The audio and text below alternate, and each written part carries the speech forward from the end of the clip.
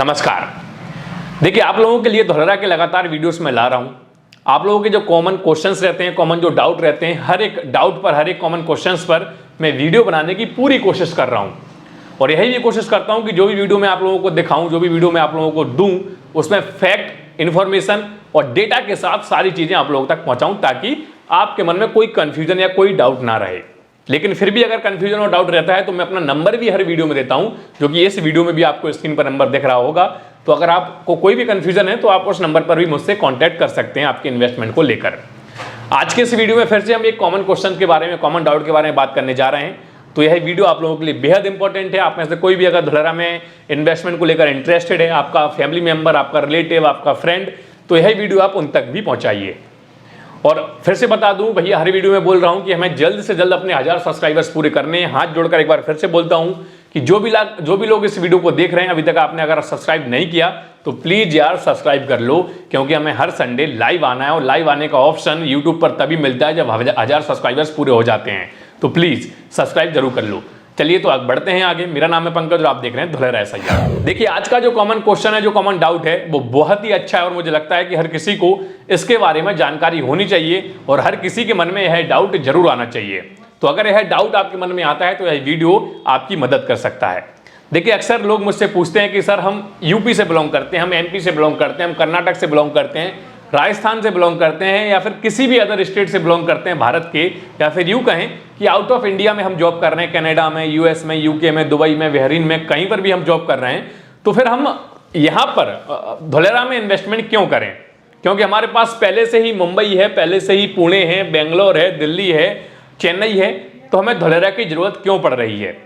और क्यों आप ये प्रेडिक्शन दे पा रहे हैं कि भैया भविष्य में जो आज मुंबई है वैसा धोलेरा होगा?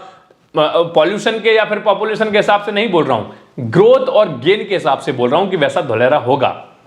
तो आज हम इसी के बारे में बात करेंगे कि क्यों होगा, और सबसे बड़ी बात कि क्यों जरूरत पड़ रही है धोलेरा की। सबसे पहले हम उठा लेते हैं बेंगलोर। बेंगलोर हमारे भारत का सिलिकॉन वैली माना जाता है, सबसे सक्सेसफुल शहर में से एक है, कर्नाटक में पड़ता है। बेंगलोर का अगर हम एरिया देखें तो 703 स्क्वायर किलोमीटर का बेंगलोर का एरिया है। 709 स्क्वायर किलोमीटर का बेंगलोर का एरिया है। अब इस 709 स्क्वायर किलोमीटर के एरिया में जो पॉपुलेशन रहनी चाहिए, एक अगर हम नेचुरल पॉपुलेशन देखें कि भाई बैलेंस का रखने के लिए एरिया में कितनी पॉपुलेशन रहना चाहिए, तो लगभग 50 लाख लोग यहाँ पे रहने चाहिए मैक्सिमम। लेकिन आज अगर आप बेंगलोर की पॉपुलेशन देखेंगे तो लगभग 1.25 करोड़ लोग बेंगलोर के अंदर रह रहे हैं। इससे भी ज्यादा हो सकते हैं, मैं तो आपको मिनिमम बता रहा हूं, इससे ज्यादा हो सकते हैं। 1.25 करोड़ लोग अगर बेंगलोर में रह रहे हैं तो आप समझिए कि उस शहर की क्या हालत होगी। मैं बेंगलोर में कम से कम 8 से 10 साल रहा हूं, मुझे पता है कि बेंगलोर जो आज से ठीक 15 साल पहले था वो आज नहीं है। बेंगलोर अक्सर अपने मौसम के लिए, अपने क्लाइमेट के लिए, अपने वेदर के लिए जाना जाता था, क्योंकि वहां पर 12 महीने इतना बढ़िया मौसम रहता था कि कहीं पर भी शायद भारत के दूसरे राज्यों में या फिर दूसरे शहर में रहता हो। क्योंकि मैं रहा हूं इसलिए बेंगलोर के बारे में बता रहा हूं। लेकिन आज आप अगर बेंगलोर की स्थिति देखेंगे तो बहुत ही बदतर हो चुकी है। अब बेंगलोर में और दूसरे शहरों में कोई फर्क नहीं रहा, चाहे वो मौसम के हिसाब से हो, चाहे पॉपुलेशन के, चाहे फिर पॉल्यूशन के। और एक रीजन यही भी है कि बेंगलोर का जो ग्राउंड लेवल ऑफ वाटर है ना, जो पानी का लेवल है जो ग्राउंड का, वो बहुत ही निचले स्तर पर चला जा चुका है। और आप समझिए, कई रिपोर्ट्स तो ये तक कहती हैं कि अगले आने वाले सालों में बेंगलोर के जमीन का पानी खत्म हो जाएगा। अब आप ये सोचिए कि अगर बेंगलोर को सिलिकॉन वैली बनाया गया था तो सिर्फ और सिर्फ उसके क्लाइमेट की वजह से, वहां के रिसोर्सेज की वजह से, वहां पर उपलब्ध सुविधाओं की वजह से, क्योंकि मौसम अच्छा है तो लोगों को काम करने में मजा आएगा।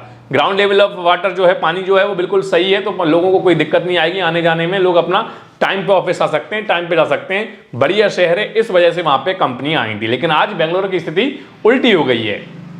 तो अब आप सोचिए, बेंगलोर में वर्क फ्रॉम होम का ये कोरोना आने के पहले भी शुरू हो चुका था, क्योंकि कंपनियों के पास रिसोर्सेज नहीं थे, पानी नहीं था। जितना लोग वो बिल्डिंग का किराया देते थे, उतना वो का पानी खरीदते थे महीने में, तो कंपनियां कहां से लाएंगी वो कॉस्ट?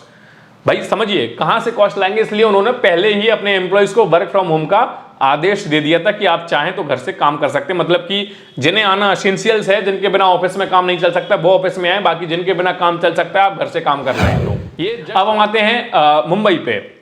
मुंबई का जो आप अगर देखेंगे तो मुंबई बेसिकली इसका जो एरिया है वो 603 स्क्वायर किलोमीटर का है मुंबई का। और आज आकर आप मतलब 603 स्क्वायर किलोमीटर के एरिया में पॉपुलेशन देखेंगे कि भाई कितने लोग रहते हैं, तो मुंबई में लगभग मैं आपको बता रहा हूँ कि 2.25 करोड़ लोग रहते हैं। 603 स्क्वायर किलोमीटर का एरिया, 2.25 करोड़ लोग मुंबई में रहते हैं। अब आप समझिए कि ये तो बेंगलोर से भी छोटा है भाई, यहाँ पे तो और कम रहने चाहिए थे, लेकिन बेंगलोर से ज़्यादा रहते हैं।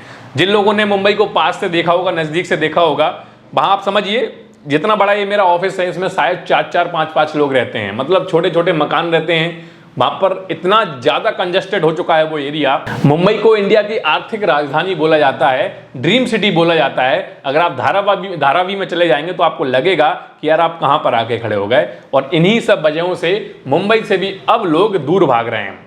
कंपनियां जो हैं, आप समझिए एरिया नहीं है, जमीन का रेट बहुत ज़्यादा हो गया है, किराया बहुत ज़्यादा हो गया है, रिसोर्सेज की बहुत ज़्यादा कमी है।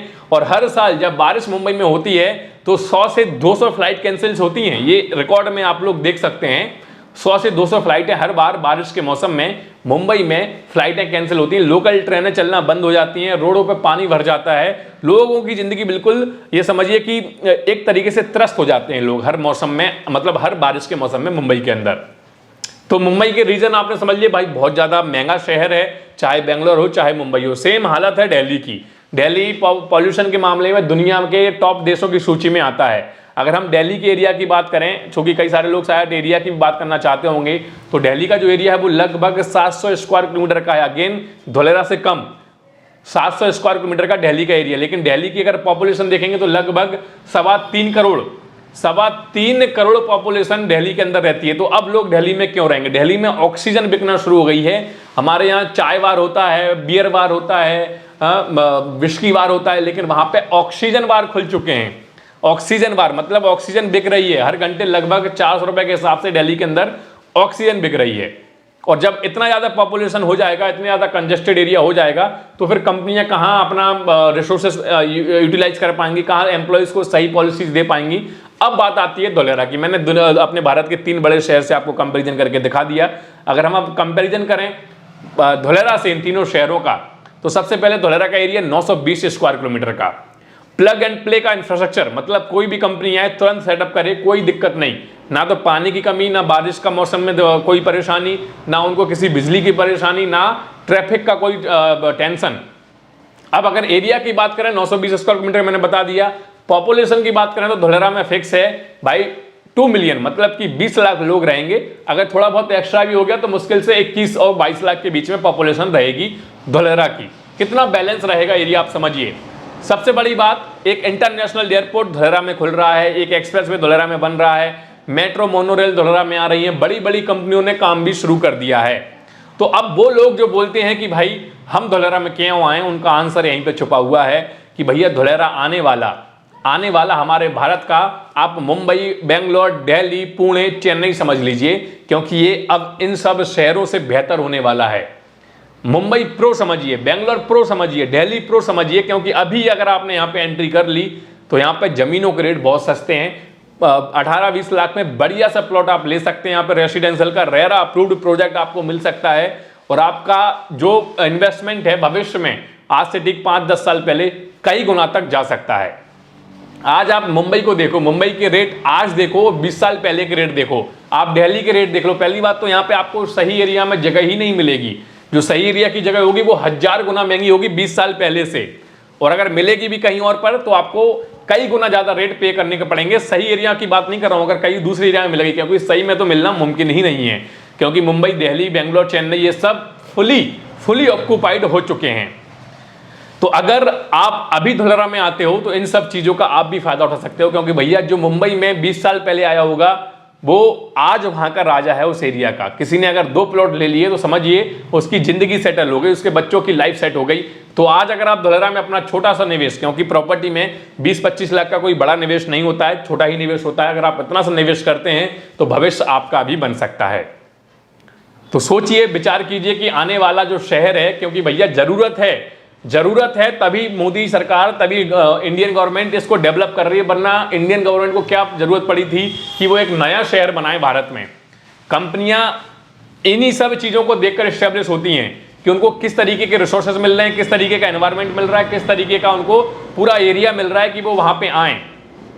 अब आप शायद समझ गए होंगे कि आपको आना है तो धोलेरा में आने के ये फायदे होंगे। देखिए इंडिया के अंदर कोई भी प्रॉपर्टी ग्रो करने का जो एक ड्यूरेशन होता है, जो एक स्लॉट होता है, वो होता है 10 साल का।